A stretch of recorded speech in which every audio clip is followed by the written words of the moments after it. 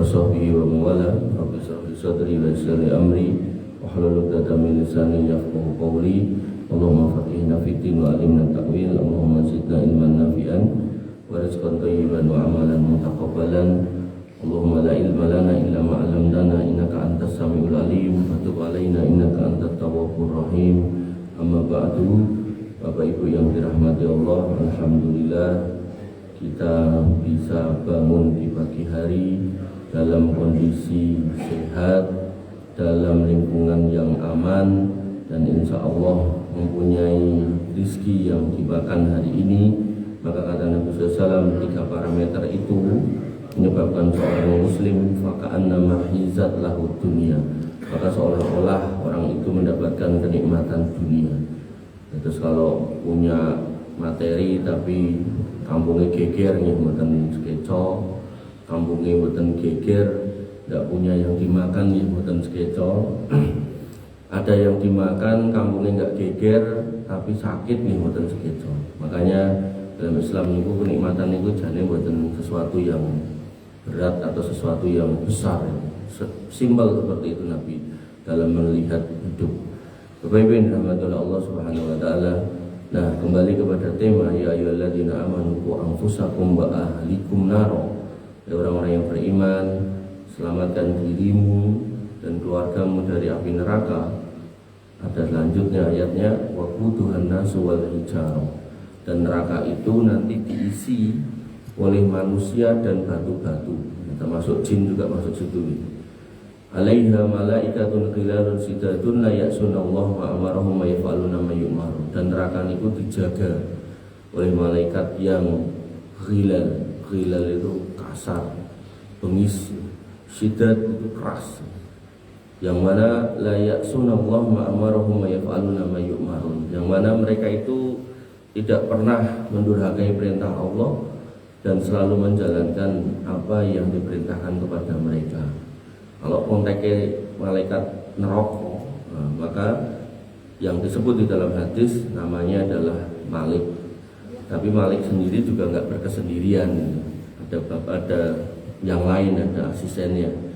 Dan di sini disifati malaikat-malaikat di neraka itu keras orangnya, keras, sadis, bengis. Sehingga ketika kemudian diperintahkan untuk menyiksa, maka tidak punya belas kasihan dan tidak punya rasa ampun, dan untuk tutup dan ngepleknya gitu. Dan ketika ayat ini dikaitkan dengan keluarga kita, nah ya ayyuhalladzina amanu qu anfusakum, kita disuruh menyelamatkan diri kita, wa ahlikum, dari keluarga kita. Maka tentu seorang muslim akan paham ketika kita hidup di dunia penuh cinta kasih kepada mereka, maka harusnya kita juga harus berorientasi cinta kasih itu sampai ke akhirat. Gampangnya dan seorang bapak yang tahu kalau subuhan itu baik dan bisa mengantarkan ke surga, sehingga mafhum mukhalafahnya kosok baleni nek ra salat subuh niku iso mengantarkan ke neraka. Nah, berarti dengan rasa kasih sayang seorang bapak atau seorang ibu, maka dia akan membangunkan putranya. Bukan kemudian usake malah dibareng mulih ling luyur, bukan. Jadi tetap dibangunkan. Kenapa? Karena wa anfusakum wa ahlikum naro. Sehingga Nabi pun mengabarkan tentang cinta kasih seorang suami pada istrinya, istri pada suaminya. Rahimallahu rajulan, Allah merahmati seorang suami qomat minal lail, yang dia itu bisa bangun malam, summa aiqadat imra'atahu, dan membangunkan istrinya. Jadi tidak bangun, buatan bangun piyambak, dibangunkan istrinya. Nanti yang konteks istrinya sama, dibangunkan suaminya. Tujuannya apa? Tujuannya diajak sholat bareng, diajak ibadah bareng. Fa'in abad kok rodo aras-arasen, nadoha fi wajhihal ma, maka diperciki di mukanya air untuk bangun. Dan untuk yang perempuan dia sama, wa rahimallahu imra'atan, dan Allah merahmati, mencintai, menyenangi orang yang disebut istri. Kapan? Qomat minal lail, ketika dia bisa bangun malam, summa aiqadot ahlahu, kemudian bisa membangunkan suaminya, keluarganya. Fa in aba, kalau ndak mau, enggan, masih males-malesan, nadohat fi wajhihil ma, maka diperciki air lagi. Dan percikan air ini bukan berarti nggih kedah ngangge toyo, mboten. Artinya nek misal garwanya ibu-ibu ini alias suaminya ini seneng nek kados iklan kopi nopo niku, sebelah itu gaweke kopi, mau kopi terus tangi lah pakai niku gitu. Atau barangkali nek diambung tangi ya cium mawon gitu kan. Artinya itu cuma metodologi yang dicontohkan Nabi, ini nggak harus seperti itu. Tapi poinnya adalah bangun bareng-bareng. Sehingga ketika seorang muslim memahami ayat tadi wa anfusakum wa ahlikum naro, maka dia akan menjaga. Nah, bentuk penjagaannya disebutkan oleh Ibnu Katsir, ai adibuhum wa allimuhum wa muruhum bi taatillah wanhahum an maksiatillah. Ya, ini cara menjaganya, didiklah mereka, ajarilah mereka. Pendidikan dan pengajaran bisa konteksnya dunia, dan hari ini banyak kita lihat, tapi landasan dari itu semua yaitu pendidikan agama.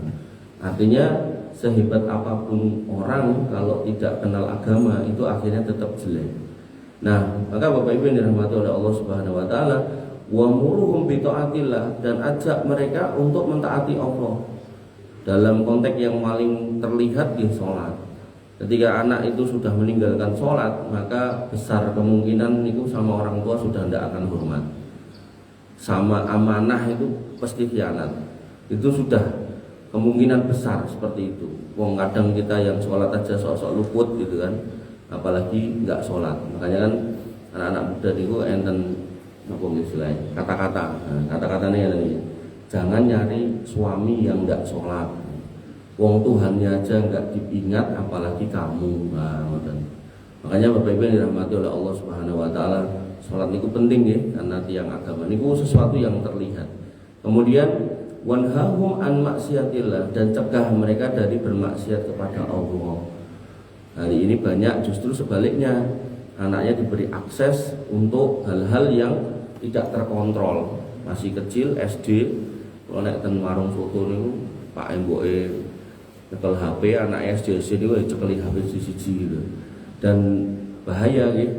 Anak saya SD kelas 6 niku do gawe grup. Untungnya mboten kula cekeli HP, dadi nebeng teng ngene mboke. Niku teng grup niku omongane niku pun saru-saru. Akhirnya terus ditok ya. Terus betul wae ora usah grup-grupan. Cah SD wae grup ngopo. Nah, Bapak Ibu dan Bapak Allah Subhanahu wa taala, sehingga orang-orang yang bisa bareng-bareng keluarganya dan anak-anaknya ini beriman, maka atur ayat 21 yang tadi malam saya sampaikan, diberikan janji oleh Allah Subhanahu wa taala untuk bareng-bareng juga masuk surga.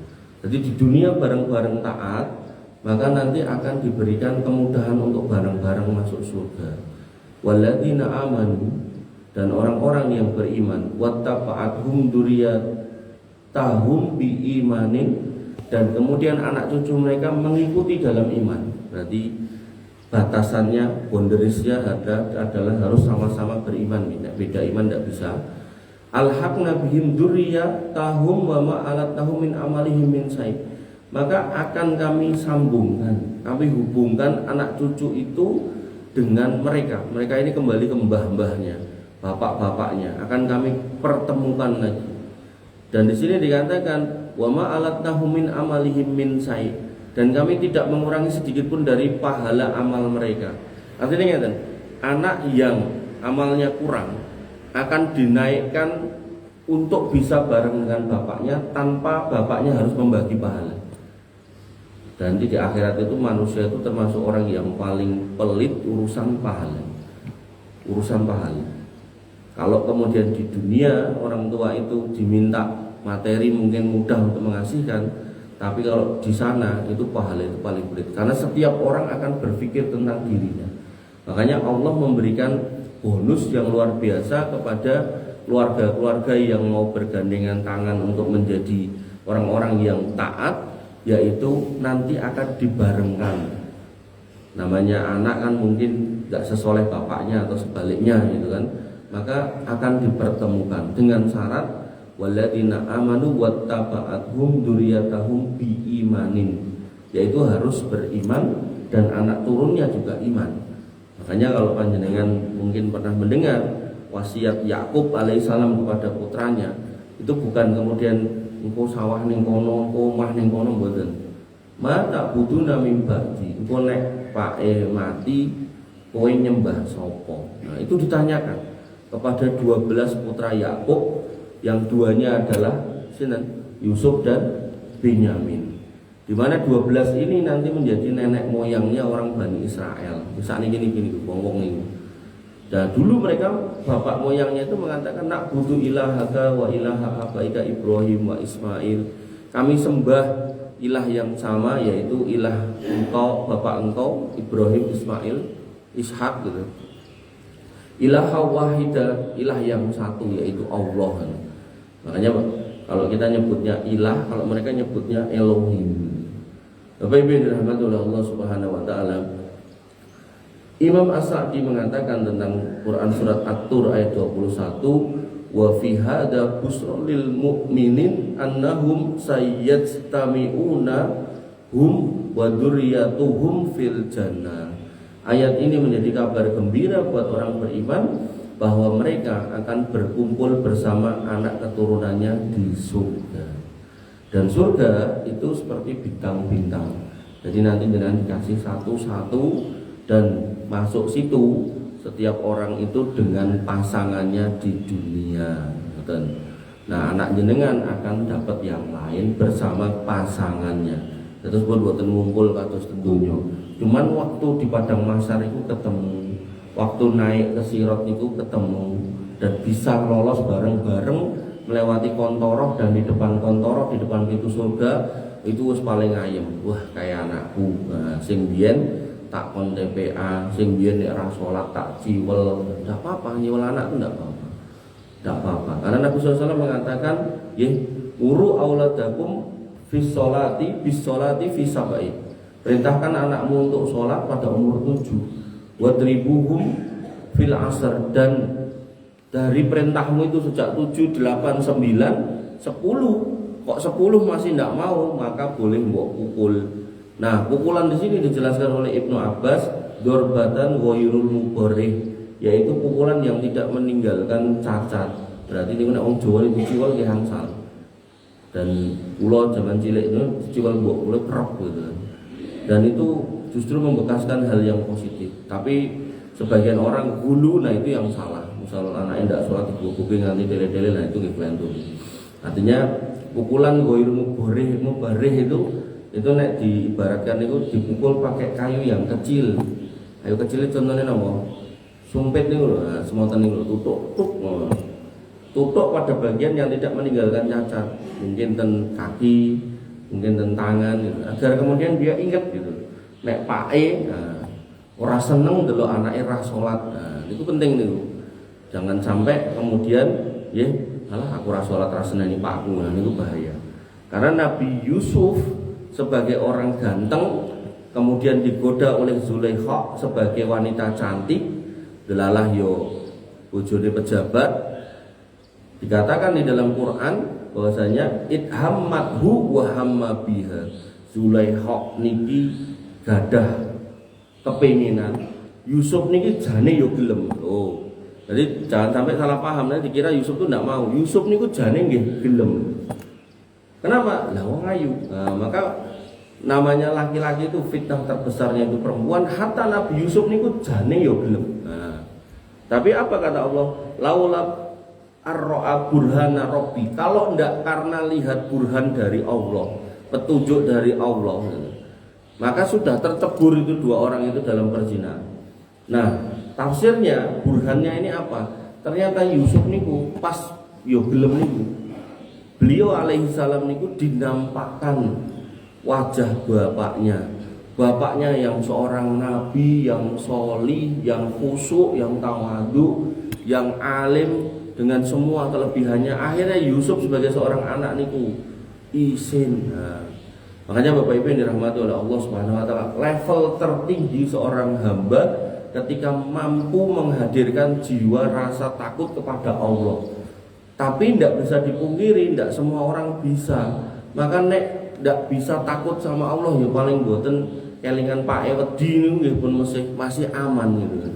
Makanya ketika bisa menghadirkan jiwa-jiwa takut kepada Allah, merasa diawasi Allah, itu yang namanya ihsan. Kata Nabi SAW ketika ditanya oleh Jibril, apa itu ihsan? Antakbudallah ka'annaka tarahu fa illam takun tarahu fa innahu yaraka. Kamu beribadah kepada Allah seolah-olah melihat Allah. Kalau tidak melihat maka kamu yakin kalau Allah itu melihat kamu dari atas arasnya sana. Maka kalau bisa seperti itu, orangnya akan all out total, mau maksiat nggak mau, karena dia yakin diawasi Allah. Tapi kan nggak semua orang bisa. Ketika nggak semua orang bisa, apalagi anak-anak muda itu nggak bisa. Paling ndak ya, engko nek aku ra salat Pak aku nesu. Nah, engko nek aku mulai jam semene Pak aku nesu. Nah, yang seperti ini masih lebih mending, Mas. Makanya Bapak Ibu yang dirahmati oleh Allah Subhanahu wa taala, ketika manusia itu berkumpul dalam bentuk komunitas, apakah masyarakat desa atau mungkin provinsi bahkan negara, itu kalau semua pakai takwa itu enak. Tapi kan mengontrol dengan takwa itu tidak ada yang tahu, karena at-taqwa huna, takwa itu di dalam hati kita, dalam diri kita. Maka akhirnya muncul namanya instrumen hukum, perangkat hukum. Oh, nek lampu merah dilanggar berarti pelanggaran, siap mendapat konsekuensi. Itu untuk mengontrol orang-orang yang mungkin imannya kurang atau takwanya kurang.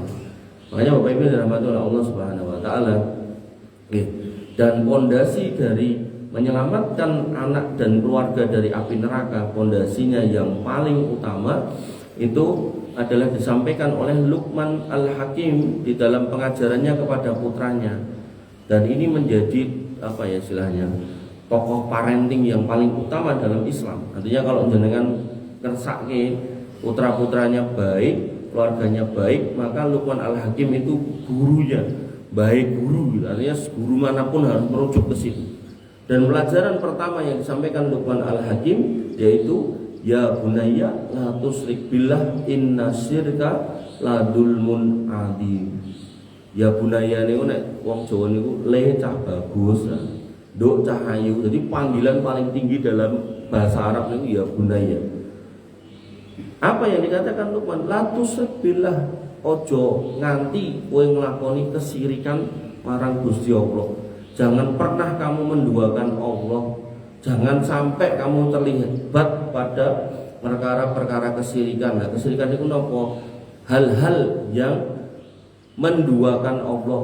Contohnya napa? Contohnya misal kedukun, tukang ramal, buang sajen, meyakini keselamatan datang dari selain Allah, berdoa kepada selain Allah, meminta kepada selain Allah. Nah, maka semua hal yang ibadah harusnya ditujukan kepada Allah saja kok ditujukan kepada makhluknya, itu bisa masuk wilayah kesirikan. Tinggal nanti sirik besar apa sirik kecil. Bapak Ibu yang dirahmati oleh Allah Subhanahu wa taala. Kenapa? Karena tadi di depan tadi walladzina amanu wattaba'athum dzurriyyatahum biimanin. Jadi orang beriman yang diikuti anak cucunya di atas keimanan. Nah, bahasa keimanan berarti tidak boleh berbuat kesirikan. Karena Allah menegaskan di Al-Maidah 72, innahu may yusyrik billah faqad haramallahu alaihil jannah wa ma'wahun nar. Siapapun yang menyekutukan Allah, maka telah diharamkan baginya surga dan tempat kembalinya adalah neraka. Dan nanti di dalam Al-Maidah ayat 48 disebutkan wa mayyus innallaha la yaghfiru ayyushraka bihi wa yaghfiru ma duna dzalik liman yasha. Sesungguhnya Allah itu tidak akan mengampuni dosa syirik dan bisa mengampuni dosa selain syirik dengan mudah. Makanya Bapak Ibu yang dirahmati oleh Allah Subhanahu wa taala, kesirikan ini harus menjadi hal yang paling dijauhi oleh kita dan keluarga kita. Di rumah jangan sampai ada. Nek dulu orang Jawa nek bangun rumah niku ndadak disajeni ning pojokan, ning tengah. terus di atas niku juga tidak dikei sajen niku kita tinggalkan, biarkan itu menjadi masa lalu orang-orang dulu. Nah kita sekarang tidak usah pakai kayak gitu, perapatan tidak dikei kembang, tidak usah, sudah. Makanya Bapak Ibu yang dirahmati oleh Allah Subhanahu wa taala, nah setelah bisa selamat dari sisi akidah, maka kita dan keluarga diminta untuk selamat dari sisi ibadah. Nabi SAW bersabda, "Buniyal Islamu ala khamsin." Islam itu dibangun atas 5 perkara. Syahadatu alla ilaha illallah wa anna Muhammadar Rasulullah, niku syahadatain, wa iqamis shalah, dan mendirikan salat. Nah, tadi yang saya bilang. Artinya kita sama keluarga kita ya harus sholat. Kemudian wa ita'iz zakah, kok kemudian qadarullah kita ditakdirkan mampu, anak cucu kita nggih mampu, ingatkan bahwasanya di dalam hartamu ada hak orang lain yang disebut zakat. Jangan sampai malah ngajari putrane ngene lho ben ra kenek zakat carane ngene. Nah, itu plentu nih.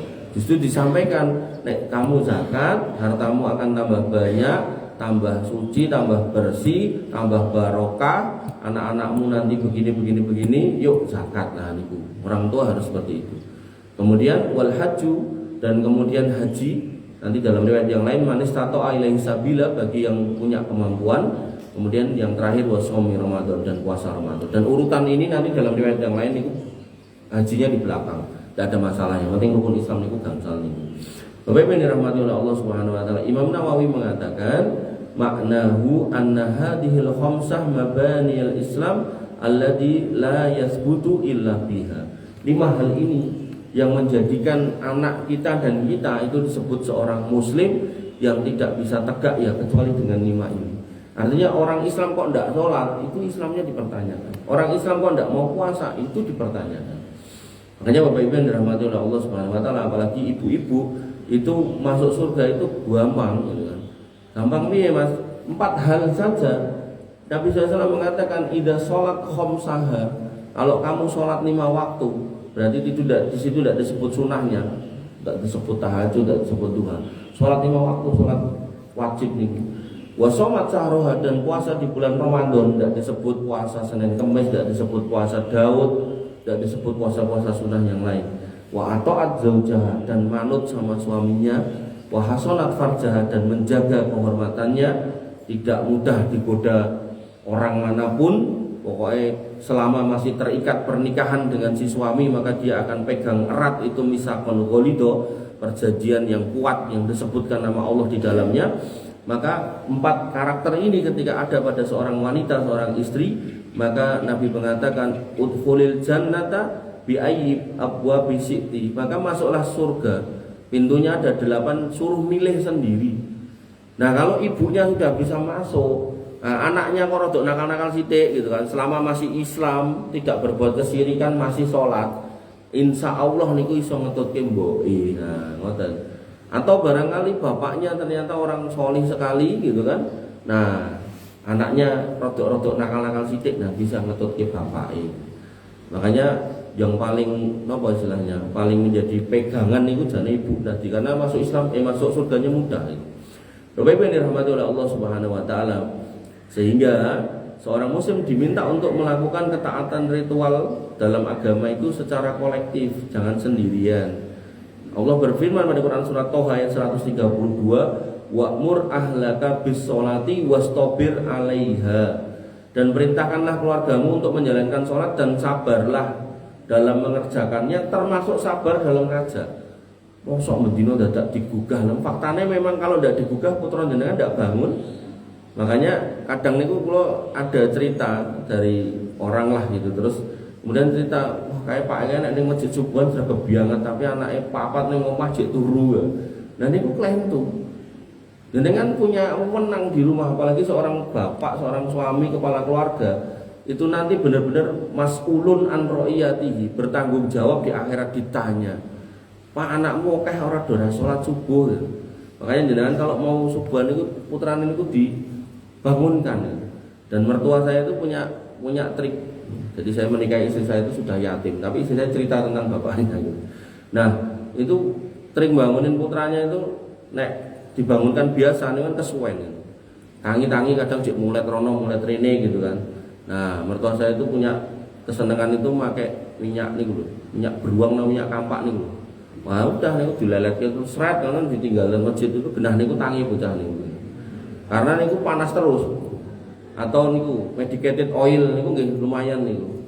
Nah, jadi dihirup nggih ten tenggorokan plong, nah, tapi juga panas sehingga dia bangun. Wah ngoten niku terus putrane itu ngamuk-ngamuk tapi sing dingamuki pun mboten enten. Soalnya kan masjid gitu. Tapi pada akhirnya begitu bapaknya sudah meninggal, itu yang diingat anaknya. Wah aku kudu sholat, biyen sing gugah pakku. Saiki sing gugah wis ra enek. Cobi. Makanya yang kayak gitu niku jadikanlah kenangan terindah untuk putra jenengan, bahwasanya jenengan galak tapi di atas hal yang baik. Ngoten. Terus urusan sholat galak, terus karo anake yo disopo yo wegah gitu. Apa celuk-celuk, apa delok-delok diketak piye. Wah niku galake kebablasan, ndak boleh gitu. Jadi ketika memang anak itu melakukan hal-hal yang kurang tepat, jenengan agak tegas itu tidak ada masalah. Utuh nggih ngoten, jangan saking sayangnya sama cucu, wayah maghrib masih ngelayap nguluk ya layangan dijarke gitu kan. Ndak. Ayo le mulai le salat le. Nah. Utune Mbah Kakung Mbah Yat iki ora etuk maghrib-maghrib kok dolanan layangan. Ayo mulai adus salat. Nah, ngoten. Bapak Ibu yang dirahmati oleh Allah Subhanahu wa taala, dan Allah mengaitkan dengan apa? Dengan urusan dunia. La nas'aluka rizqa nahnu narzuquka wal aqibatu littaqwa. Nek anakmu mbok suruh sholat, orang usah khawatir nanti hidupnya susah. Kami yang ngasih rezeki coba. Sehingga, niki yang saya pahami. Orang itu kalau sholatnya tertib, insya Allah urusan dunia niku gampang. Tapi nek orang itu sholatnya tidak tertib, ya Allah, urusan dunia niku luar biasa. Direwangi dakur-dakur sampah, Pak. Saya itu kalau pagi Senin, Selasa, Rebu itu ngisi pengawasan niku ten Gilingan. Rumah saya ngerugi. Niku melewati jalan Hongkowongso sampai ke Gilingan itu sendiri. Itu orang-orang di pinggir jalan itu nyari dunia luar biasa, dari yang ada ngais-ngais sampah, dari yang baru pulang ngamen, dari yang di Gilingan itu dari yang sampai ngapunten nggih jualan diri niku rong mulih samono. Ya Allah kayak terus entuk dah kae nganti subuh rong mulih ngene. Ya kula nggih ra pengen yo ra pengen njaluk. Cuman saya itu sampai alhamdulillah gitu loh. Kita jalan itu keluar rumah itu untuk sholat, untuk ibadah, bukan untuk yang seperti itu. Makanya Bapak Ibu yang dirahmati oleh Allah Subhanahu wa taala, nek umpami nggih jenengan nate napa ajeng napa saged niku mang umroh pas bulan Ramadan. Wah, luar biasa, Pak. Niku pas malam ganjil 10 malam terakhir. Niku menungso saenek-eneke ten Saudi niku sing sekitaran Ka'bah ten gunung-gunung. Mereka itu turun kayak semut mubal itu. Dalam rangka apa? Ngejar Lailatul Qadar dari malam 21 sampai 29. 21, 23, 25, 27, 29. Dan itu ramai kebek ngumpuli kayak haji. Dan itu luar biasa, jenengan makmum di situ. Niku mbok umpama enggak paham bacaannya, karena imamnya itu nanti nek ketemu ayat neraka atau ayat surga kayak surat Al-Waqiah tadi malam, itu mesti nangis imam. Niku mbok wong Indonesia ora paham bahasa Arab yo melu nangis. Bariku teko jenengan mau nangis mboten mudeng terbawa. Nah, mulai mungkin nek pas tiba witir. Witir niku di sana dari tanggal 1 sampai tanggal 30 atau 29 Ramadan sampai selesai. Niku mesti enten donga nih, donga kunut witir. Kunut itu enten kali. Kunut nazilah sama kunut witir. Di sana niku dirutinkan kalau Ramadan niku. Dan dongane niku kepek dari mulai mendoakan kaum muslimin semuanya, mendoakan negerinya kaum muslimin, pemimpin kaum muslimin, orang-orang Palestina, sampai ndongake orang tuanya, anak-anaknya, sampai doakan dirinya sendiri, kita sendiri. Dan nek jenengan ngertos artine insya Allah merebus milih. Tapi nek mboten ngertos, mungkin nek imam menangis jenengan yo melu nangis. Nah, wong memang nggih rada larang. Dadi nek umroh pas Ramadan niku nggih sekitar 1 juta terus. Nah, kula dek biyen backpacker ya. Makanya Bapak Ibu yang dirahmati oleh Allah Subhanahu wa taala. Tapi sepadan ketika jenengan bisa merasakan, jenengan akan melihat bagaimana masih ada di belahan dunia itu manusia-manusia yang berjalan untuk mencari ridha Allah. Bukan sing tadi itu loh, dakur-dakur sampah wis subuh. Sampai kula niku enten pengawasan ten tipes niku dinten Senin pada subuh niku Kamis pada subuh niku enten pegawai kebersihan sampah niku Nek pas kula ngisi pengawasan niku priyane enten. Jadi mulai membersihkan sampah setelah pengajian. Tapi pas kula mboten ngisi, kula ngisi tempat lain, niku adzan subuh ya ketemu dek lagi ndakur-ndakur sampah itu.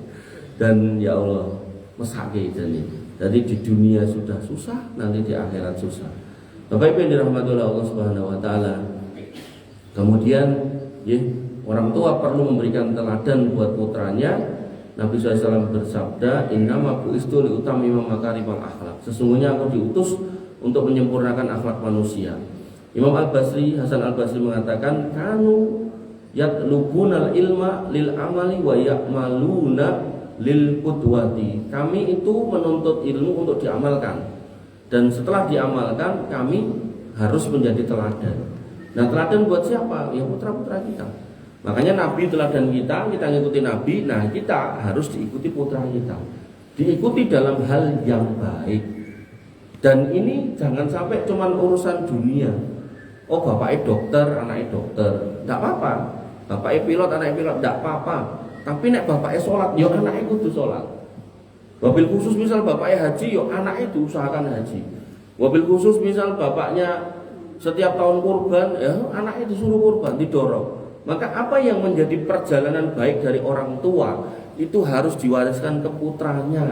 Nah, ketika ini dilakukan oleh putranya sebagai pendidikan dari orang tuanya, maka ketika bapaknya ini meninggal, maka ilmu yang bermanfaat ini akan mengalir. Terus ilmu itu nggak harus kemudian menghasilkan gelar, nggak harus menghasilkan hafalan, nggak harus menghasilkan dadi ini, dadi itu, enggak.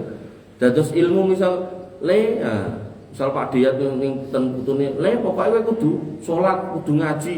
Lah kok niku dieling-eling. Wong namine putu kali mbah biasanya sing sedo kan mbah riyen biasane gitu kan. Lah terus putune niku tesih enten terus kelingan, "Oh iki biyen malinge mbahku, nek aku bar magrib kudu ngaji." Niku diwariskan. Maka itu akan transfer terus pahala itu ke kakeknya. Makanya mumpung masih dikasih hidup, Bapak Ibu yang dirahmati Allah, jenengan punya putra, jenengan punya putu, maka disitulah jenengan harus berinvestasi sebesar-besarnya. Jangan sampai urusan dunia jenengan sudah siapkan sedemikian rupa, rumah sudah, mungkin mobil ya sudah, pendidikan ya sudah, nek perlu sampai mentok, tapi urusan yang ini justru luput gitu kan. Nek rumah nanti nek dhek kepepet ya didol, mobil nggih ngoten nek wis ra napa, kalau sudah rada kuno nek cah sakniki wis pilih didol ganti Vespa ya nih gitu kan. Tapi kalau tadi ketaatan untuk ibadah dan seterusnya, maka biarkan itu menjadi bekas yang terukir sebagai kenang-kenangan terindah dari kakeknya, datuknya, neneknya, omanya, atau siapapun dari panjenengan sebagai apapun terhadap mereka, mungkin pamannya. Sehingga kepedulian kita kepada mereka itu tidak cuma karena iki anakku, sing dudu anakku orang, mboten. Ketika memang gitu, ketika memang anak itu tonggo niku nek jenengan kandhani niku kok manut, mboten napa-napa jenengan kandhani. Makanya kula niku paling remen niku ngekeki bekas niku napa jal. Niku nek enten cah cilik gitu. Kira-kira anake wong ra duwe, kula tekoki wis sunat urung, dereng. Kok urung sunat umur semene, kandidit kula goleki wong tuane. Bu, Pak, kula sunatke angsal mboten. Ya angsal. Sunat itu pinten to sakniki? Paling sak yuta to. Nah, sunatke sak yuta. Lah, apa fungsinya, apa hikmahnya? Disebutkan di dalam sebuah hadis. Hadisnya umum sebenarnya, ada dua. Man yassara musliman yassarahullahu fid dunya wal akhirah. Siapa yang memudahkan urusan seorang muslim, maka Allah akan mudahkan urusannya di dunia dan di akhirat. Satu. Kemudian yang kedua, fi biti ahadikum shadaqah. Dalam urusan hubungan suami istri kalian itu ada sedekah. Nah, ketika ngapunten niki anak niki yang tadinya belum sunat kita sunatkan, dia akan menggunakan ngapunten nggih, titipnya itu. Sehari ini pipisnya bisa berkali-kali, dan dia dengan disunat itu akhirnya pipisnya nggih lancar, tidak sakit. Delalah nanti pas gede yo nikah digunakan dengan cara yang halal, maka setiap kali itunya digunakan, maka transfer pahala mengalir. Lah kok dengan si itunya itu kemudian punya keturunan, maka kita ikut nandur keturunannya itu. Itu ngomong teori saya yang sudah saya praktekkan. Artinya kita harus kemudian cerdas bagaimana memilih amal-amal agar kemudian ketika kita meninggal amal itu bisa mengalir pada diri kita. Kecuali mungkin kayak bar disunat pukul melih lah, itu mungkin pahalanya sudah berhenti. Kan umumnya kan enggak, kalau sudah disunat kan selesai gitu kan. Makanya Bapak Ibu yang dirahmati oleh Allah Subhanahu wa taala, seorang mukmin, seorang muslim harus kemudian mendesain keluarganya agar kemudian taat kepada Allah Subhanahu wa taala agar bisa bersama ke surga. Kesimpulannya pada pagi hari ini jadi materi kathah ning kula simpulke mawon. Ini ada 20 poin. Saya simpulkan di paling bawah, yaitu bahwasanya ketika kita ingin masuk surga bareng-bareng sekeluarga, maka satu harus di atas keimanan yang sama, dan di atas keimanan yang sama tidak boleh berbuat kesyirikan. Kemudian yang kedua, maka rumah itu harus dijaga dengan sholat, zikir, baca Quran dan majelis ilmu. Kemudian yang ketiga, anak-anak harus dibentuk di atas adab-adab yang baik, di adab-adab yang dicontohkan oleh Nabi SAW. Kemudian yang keempat, kita pilihkan lingkungan yang terbaik buat mereka, dan lingkungan yang terbaik itu masjid.